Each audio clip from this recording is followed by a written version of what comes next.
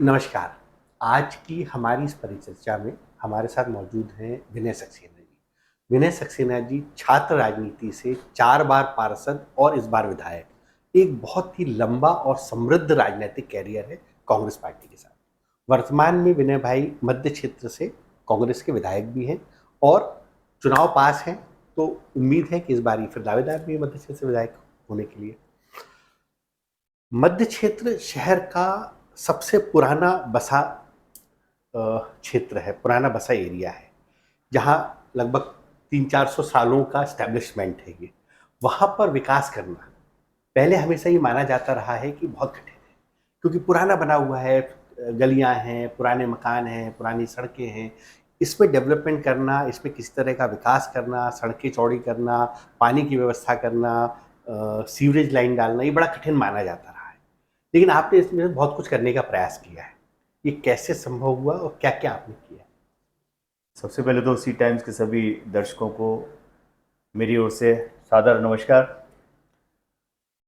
बिल्कुल आपने सही कहा कि उत्तर मध्य विधानसभा जब मैं विधायक बना तो लोग कहते हैं साहब डेवलपमेंट करोगे क्या? ये सब पुरानी बसाहट है, किसी को आप हटा नहीं सकते, सड़कें आप हटाएंगे तो व्यापारी हट जाएंगे, दुकानें हट जाएंगी।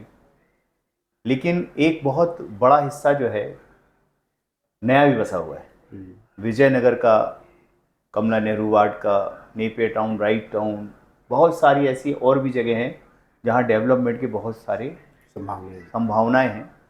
और उन संभावनाओं में आप देखिए एमआर4 से लगी हुई जितनी सड़कें, चाहे वो एसबीआई चौराहे से बैंक ऑफ महाराष्ट्र की हो, बासु डेयरी, अहिंसा चौक से बासु डेयरी हो, एकता चौक से प्रिंस विराज रोड हो, इसके साथ साथ अभी तत्काल जो नई शुरू होनी है अहिंसा चौक से कचनार सड़क 4 करोड़ 92 लाख की लागत से, ये सब सड़कें जो है नगर निगम चुनाव के पहले स्वीकृत हुई।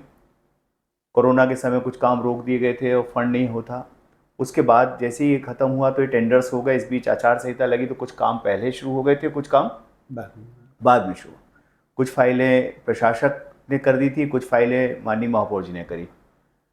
तो एक सड़क और मैं आपको याद दिलाता हूँ कि दमोह नाका से दमोह सड़क, जो लगातार ये कहते थे ये मेरी ड्रीम सड़क है, कई नेताओं ने कहा, उसको भी आखिरकार विधानसभा में लगातार प्रश्न उठा के उसको भी निर्माण करा के उसके जो गड्ढे हैं उससे मुक्ति का मार्ग प्रशस्त किया।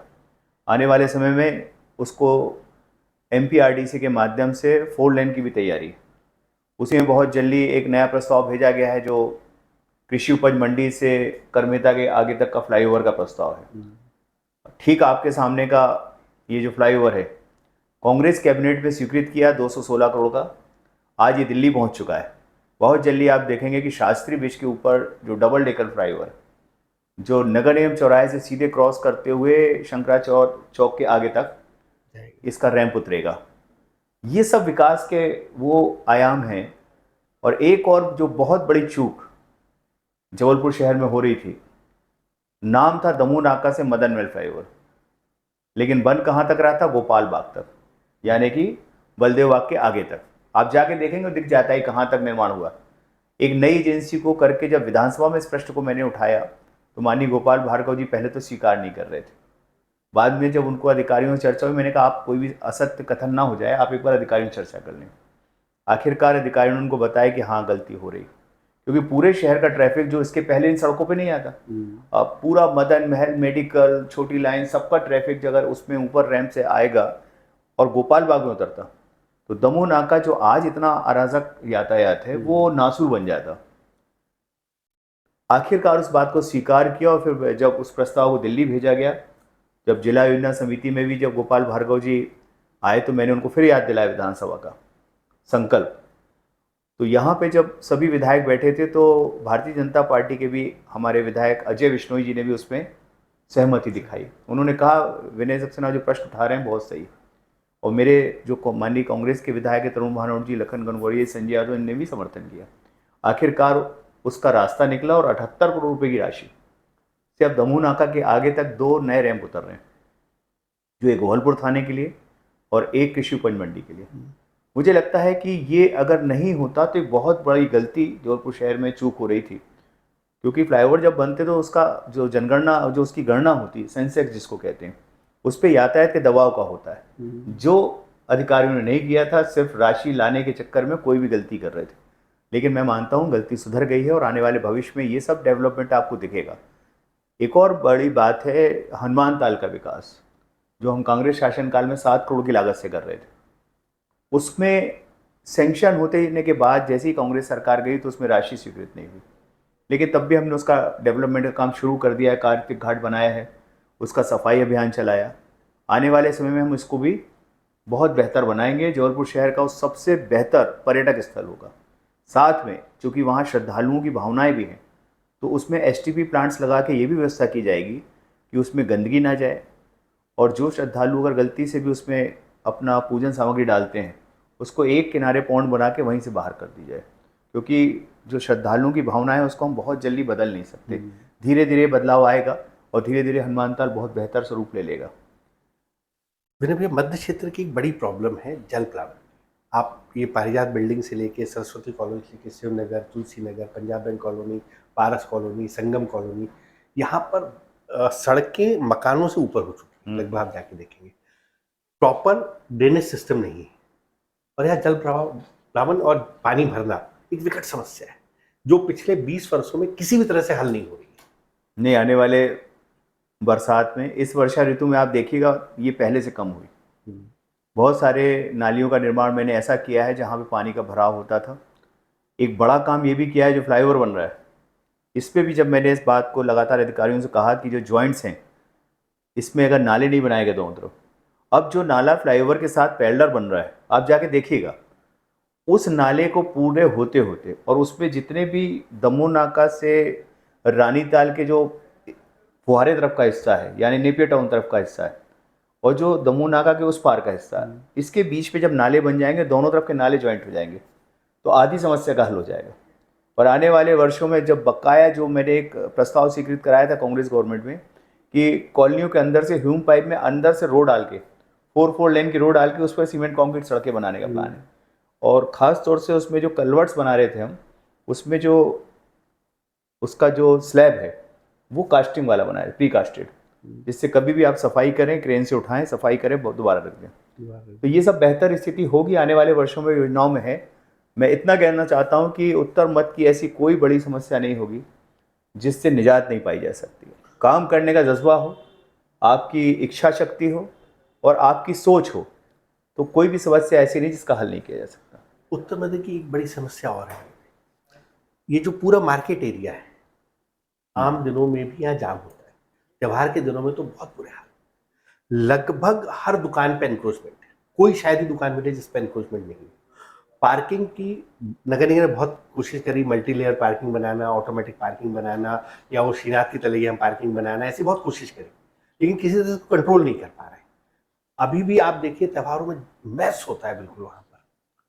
ये कैसे ठीक हो सकता है? इसका भी हल है, ये भी मैं बता दूं, शायद बहुत से लोगों को पता है, आपके माध्यम से बहुत से लोगों को पता चल जाएगा। माननीय जयवर्धन सिंह जी के साथ मैंने निवाड़गंज मंडी का भ्रमण किया था, निरीक्षण किया था। वहाँ पे 7 एकड़ जमीन, 8 एकड़ जमीन खाली है आज भी, और उसमें हमने एक नई योजना लेके आए थे कि जो खाली भूमि है, खाली भूमि पे एक नया मार्केट बनता। मान लीजिए वो मार्केट ए है और भरा हुआ मार्केट बी है। जब खाली मार्केट जब हम बनाते ए को, तो जो बी वाले हैं 7 एकड़ में जब वो डेवलप होता, तो जो बी भरा हुआ है उसको हम ए में शिफ्ट करते, और ऐसे ए बी सी डी करते करते हम उस जगह तक आ सकते हैं जहाँ नरियल की गली कहलाती है, वो उस मार्केट के आसपास। और उसमें हम चाहें तो इतनी भूमि है आज कि उसमें जो हमारा प्रस्ताव था, उसमें एक सड़क आगा चौक वाली और एक बलदेव बाग, इसको चौड़ा करना था, और बीच का जो निवाड़गंज लटकारी का पड़ाव है उसको भी चौड़ा करना था। एक नया मार्केट बनता ए खाली भूमि में, बी वालों को यथावत शिफ्ट कर देते और ए में चले जाते, बी खाली हो जाता। जब बी खाली होता तो हम उस बी में निर्माण करते, जो सी है ऐसे करके A B C D FE ऐसे करके हमने एक नया प्रोजेक्ट बनाया अलग अलग फेज जोन वाइज, और उसके बाद उसमें हम रीडेंसिफिकेशन के तहत सबको एक दूसरे में शिफ्ट करते हैं। किसी से जमीन वापस नहीं लेते, किसी से कोई तोड़फोड़ नहीं करते, किसी को विस्थापित नहीं करते। G+ ग्राउंड के नीचे 3 मंजिला पार्किंग नीचे होती और ऊपर 7 मंजिला। ये प्रस्ताव का प्राथमिक राशि माननीय जयवर्धन जी ने 3 करोड़ रुपए की उस समय स्वीकृत कर दी थी। उस समय भोपाल में जो PS थे मिस्टर नरहरी, उन्होंने भी इस बात को सराहा था कि इस तरह का प्रस्ताव बहुत अच्छा बन गया है। वहाँ पे जो पुलिस विभाग की भूमि पड़ी है खाली, उनसे भी हमारी बातचीत हुई थी सरकार के माध्यम से कि हम आपको फ्लैट बना के दे देंगे, तो आपकी भूमि को अभी हम उपयोग शहर के हित में कर लेंगे।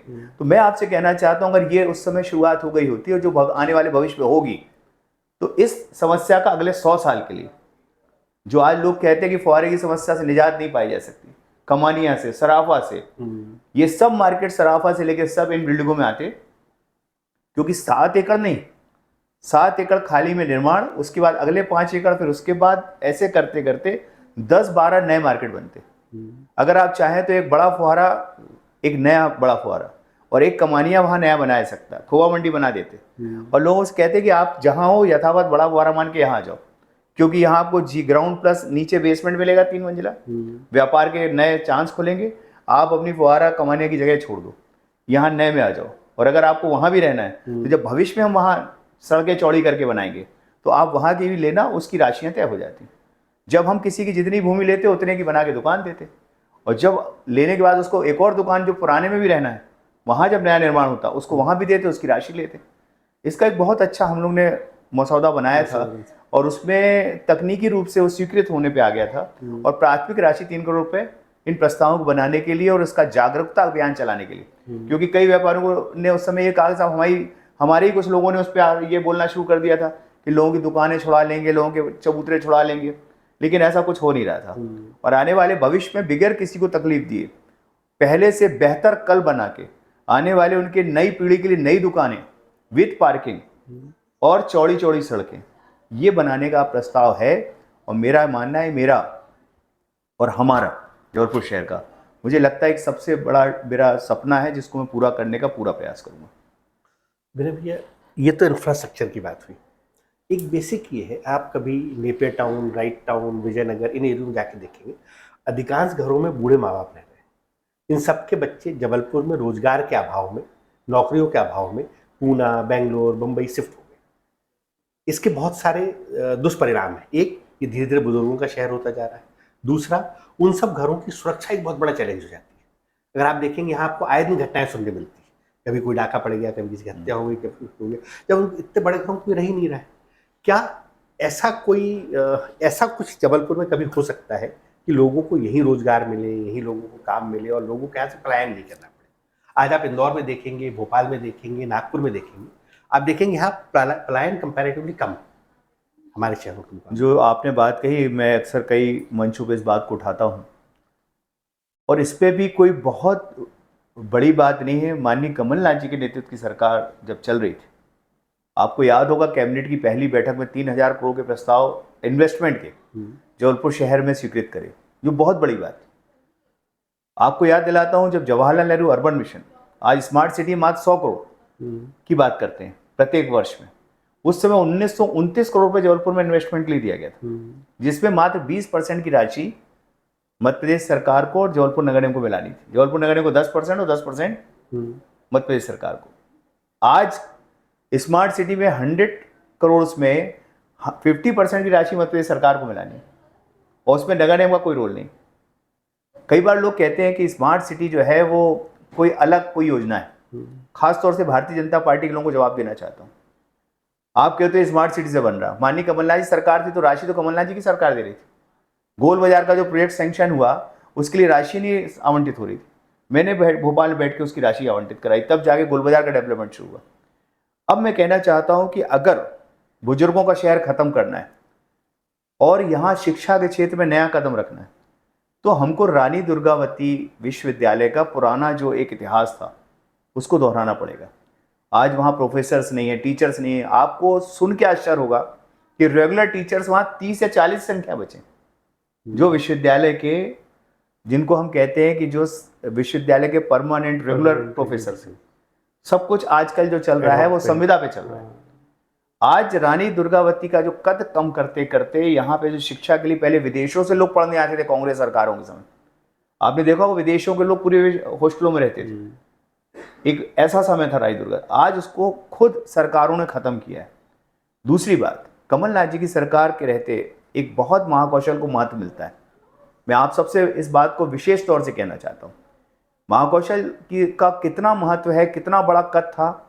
महाकौशल से मुख्यमंत्री, महाकौशल से विधानसभा अध्यक्ष, महाकौशल से उपाध्यक्ष विधानसभा, महाकौशल से लगातार 4-4, 5-5 मंत्री, जबलपुर शहर से 2-2 मंत्री। ये कद बताता है कि महाकौशल को अगर भविष्य में भी बुजुर्गों को शहर से मुक्ति दिलाना है, शिक्षा के क्षेत्र में पुनः ये विश्वास कायम करना है कि बच्चे पूना ना जाएं, बच्चे बेंगलोर ना जाएं, क्योंकि जो बच्चे बेंगलोर जाएंगे, पूना जाएंगे, हैदराबाद जाएंगे, ये मान के चलिए फिर वो अपना आसमान में उनको उड़ना है, वो जबलपुर नहीं लौट के आएंगे। और जब जबलपुर लौट के नहीं आएंगे, यहाँ उनको नौकरी और उसके चांसेस नहीं हैं, तो आखिर में उनके माता पिता उनके बगैर रहेंगे और शहर बुजुर्गों का शहर होगा।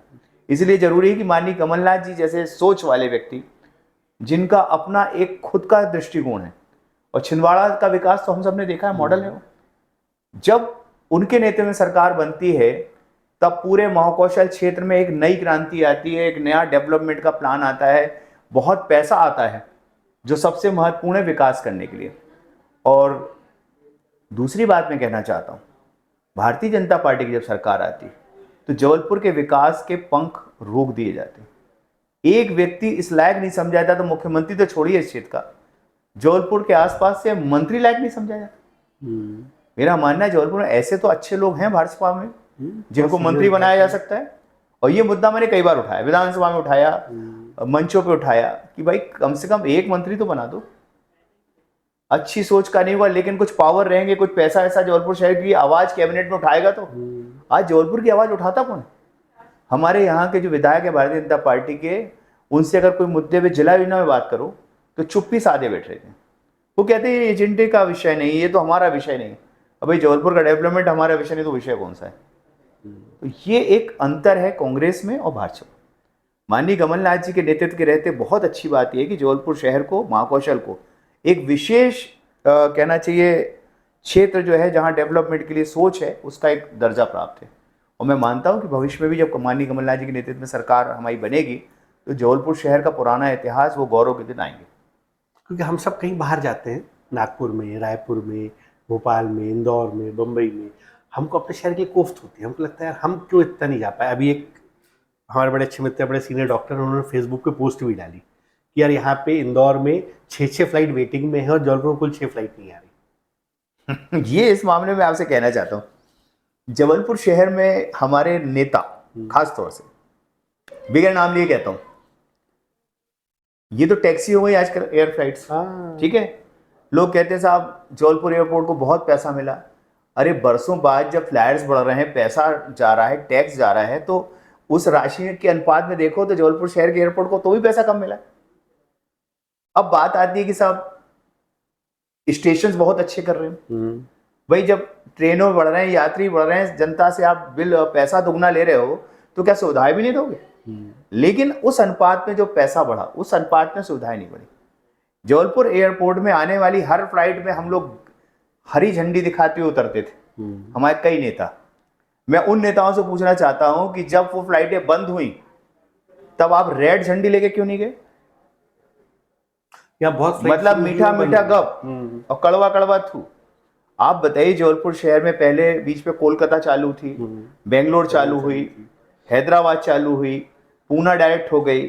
अब धीरे धीरे अब तो ये हालत है कि मुंबई की फ्लाइट ले ओवर करके आप 6-8 घंटे बाद आते हो। हफ्ते में शायद 1 या 2 दिन आप डायरेक्ट मुंबई से आते हैं। इस बारे में नेता क्यों नहीं बोलते जो जिम्मेदार हैं?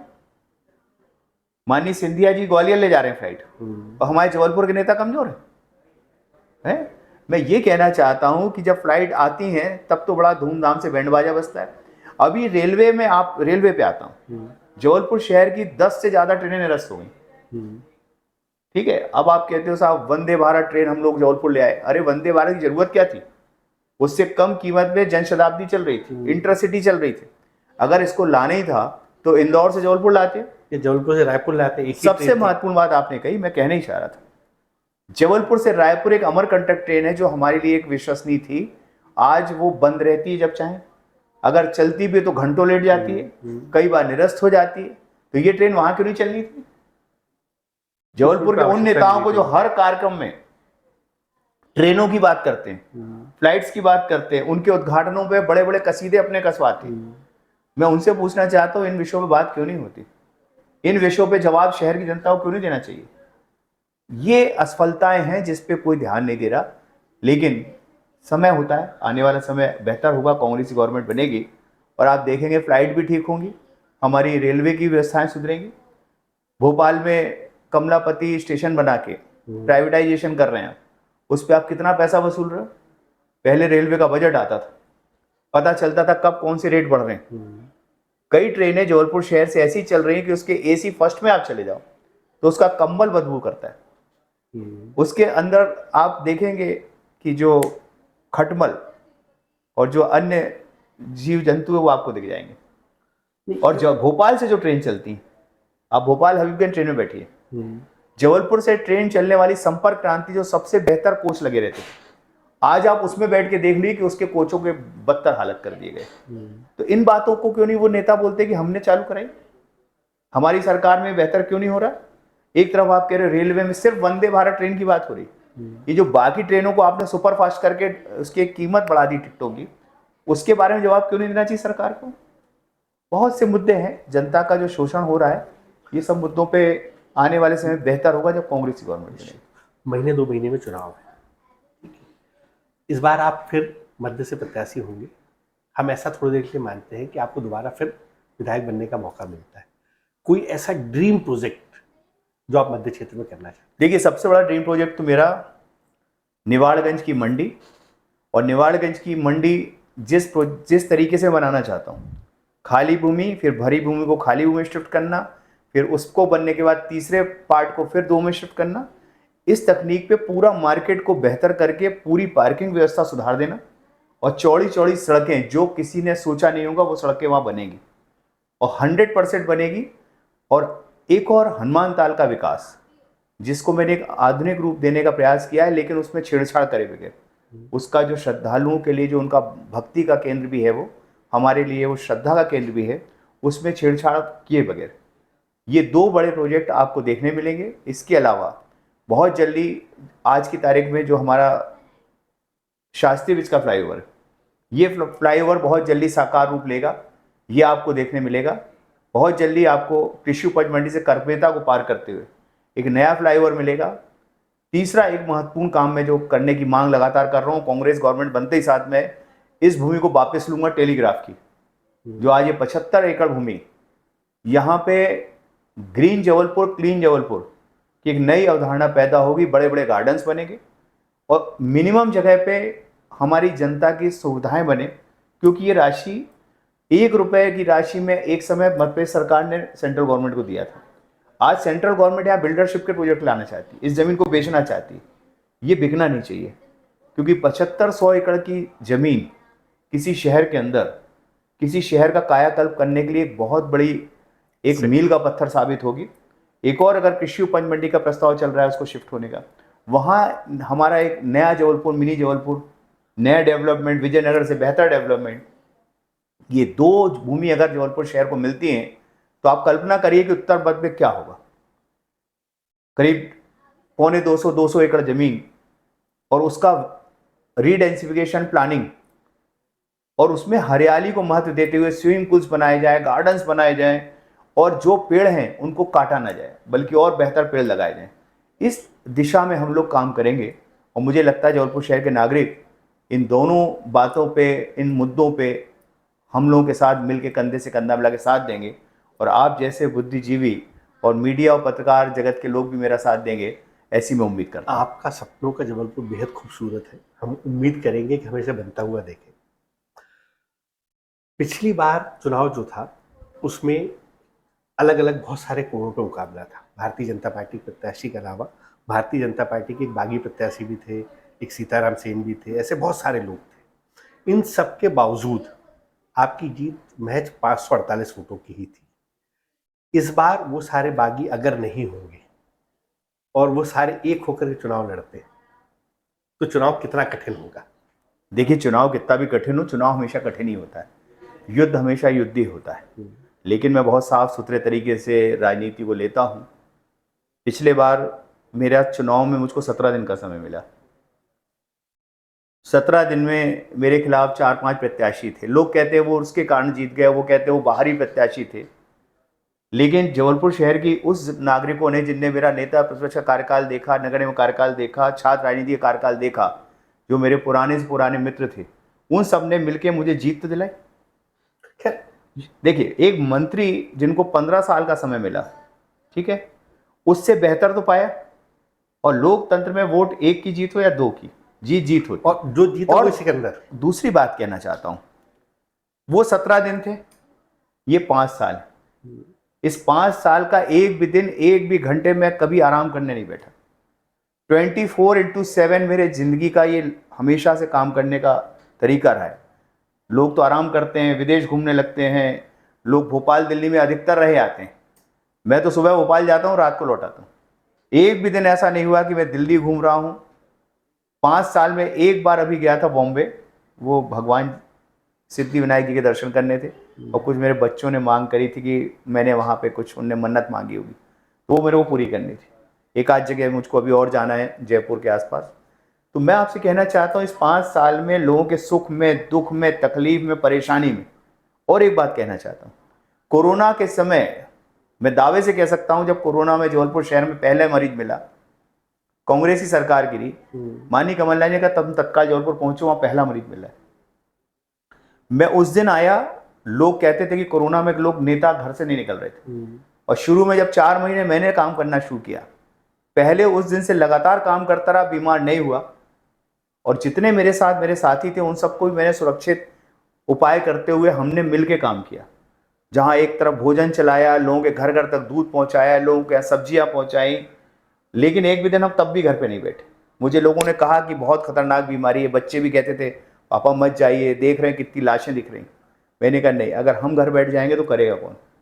उस कोरोना के समय जब मैं काम कर रहा था, तो आप रिकॉर्ड उठा के देखिएगा, शुरू के 4 महीने कोई भी व्यक्ति घर से नहीं निकला था।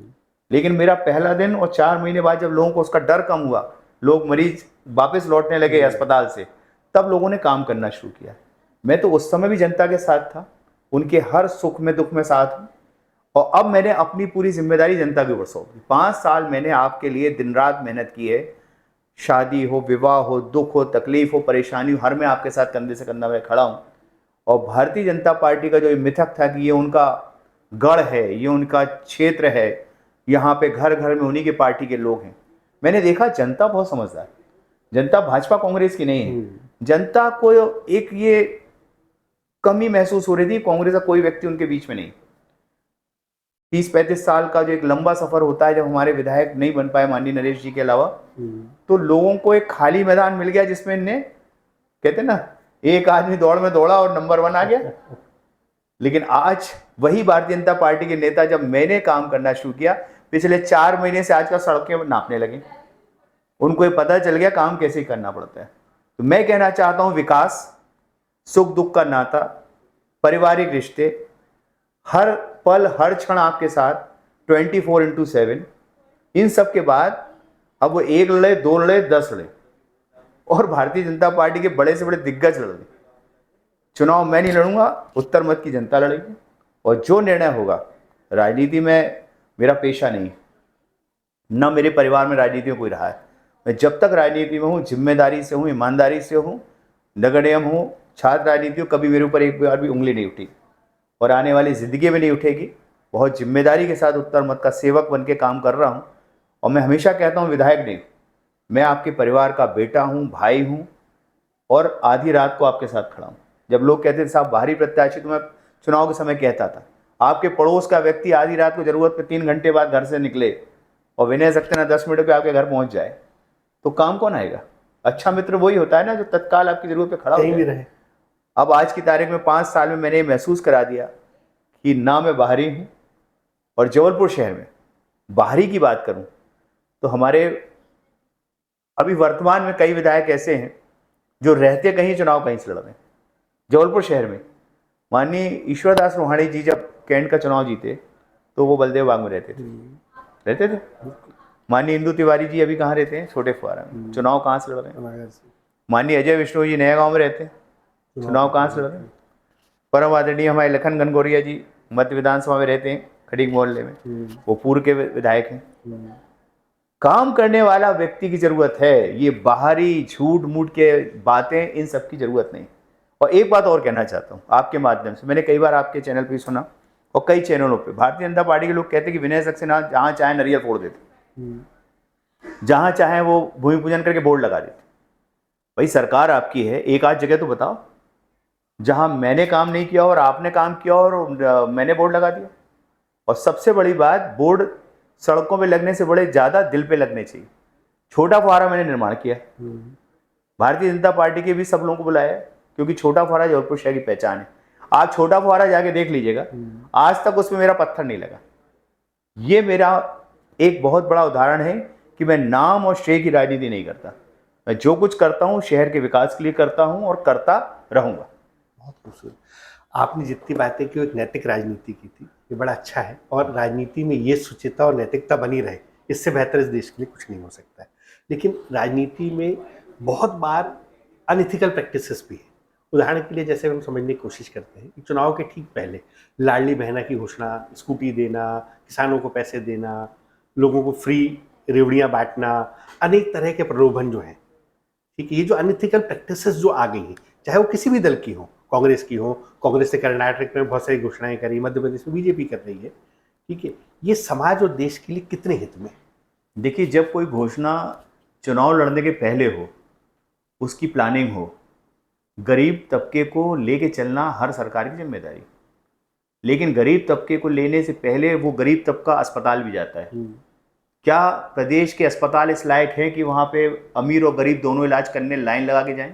क्या प्रदेश के स्कूल इस लायक हैं, चाहे वो सीएम राइज हो जो बने नहीं, उनकी बसों का अनुबंध आज तक नहीं हो पाया, उसके प्रचार वहाँ पे जाना नहीं चाहते हैं? अगर ये सब बेहतर हो गया होता तो आज शायद ये रेवड़ी बांटने की जरूरत नहीं पड़ती। और 20 साल से जो सरकार लगातार सत्ता में है, उसको आज ये घोषणाएं करने की जरूरत क्यों पड़ रही है? ये नागरिक समझते हैं। कमलनाथ जी ने जो घोषणाएं की या कर्नाटक में की, उन्होंने चुनाव के पहले करी। यानी उनका बजट जब बनेगा तो गरीबों के लिए अलग से राशि रखी जाएगी, गरीबों का भी उत्थान होगा, लेकिन विकास अवरुद्ध नहीं होगा। अभी वर्तमान में आप पता कर लीजिए, आंगनवाड़ी हो, आपके वृद्धा पेंशन हो, सब पे रोक लग गई। विकास के जितने भी प्रोजेक्ट चल रहे थे उनका भुगतान रुक गया। किसी प्रदेश का विकास 350 लाख करोड़ का कर्ज लेने के बाद भी रोक दिया जाए और ये योजनाएं चलाई जाए जो चुनाव के लुभावनी योजनाएं हैं, ये प्रदेश के लिए खतरा है, राजनीति के लिए खतरा है। और इसमें आने वाला भविष्य देश के लिए, प्रदेश के लिए उचित नहीं। क्योंकि मध्यम वर्ग जो है, मध्यम वर्ग जिम्मेदारी टैक्स देता है। मेरे घर परिवार के लोग नौकरी में, वो टैक्स देते हैं, ठीक है, उनको एक बार टैक्स नहीं लगता सिर्फ वेतन लेते समय। एक व्यापारी को सिर्फ एक बार टैक्स नहीं लगता, वो खाना खाने जाता वहां भी जीएसटी लग रहा है, वो पेट्रोल पंप में जाता तो वहां पे उसको एक्साइज टैक्स लग रहा है, वो मॉल में खरीदी करने जाता वहां टैक्स लग रहा है। तो इस देश में टैक्स प्रणाली को सुधारने की भी जरूरत है।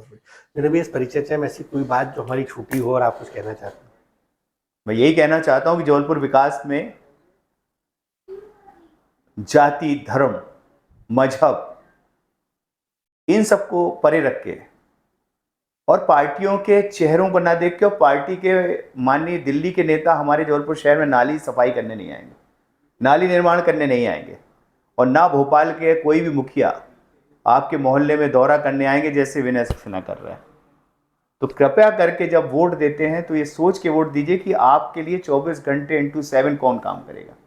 क्योंकि हम वोट देते हैं दिल्ली के नाम पे, हम वोट देते हैं भोपाल के नाम पे, और फिर 5 साल पछताते हैं, लेकिन फिर बाद में उस पछताए से होता कुछ नहीं, शहर का विकास रुक जाता है। बहुत सोच समझ के वोट करिए, मेरा आपसे हाथ जोड़ के निवेदन। भैया आप आए, बहुत अच्छा लगा, बहुत सार्थक चर्चा रही, बहुत नैतिक बातें हुई, इसलिए आपका बहुत बहुत धन्यवाद। नमस्कार।